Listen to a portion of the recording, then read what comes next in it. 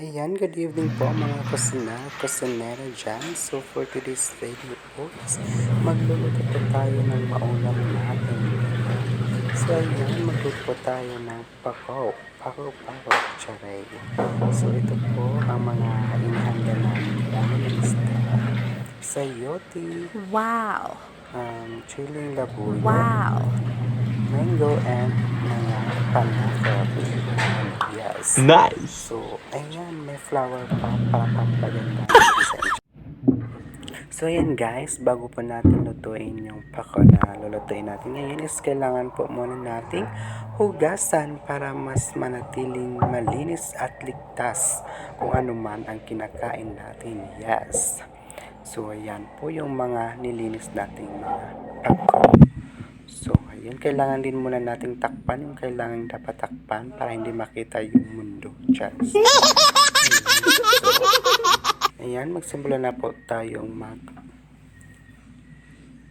hagpak. Charot. So, kukunin po natin yung mga malalambot na parts sa pako para paglulutuin po natin is madali siyang lumambot. Ayan. So, ayan.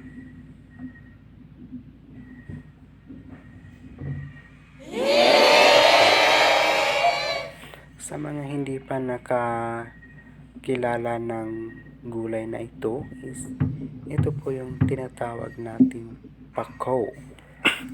Yes, kadalasan po itong makikita sa kabundukan, sa kagubatan, charot. Sa mundo kung wala siya. Keep on watching lang po guys habang naglilinis tayo sa pako.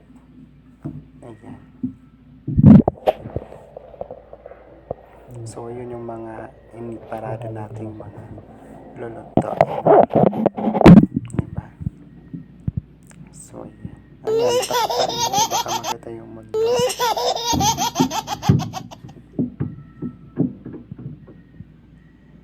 So, hugas lang. Pakibilisan naman dyan. Tagal. Charot.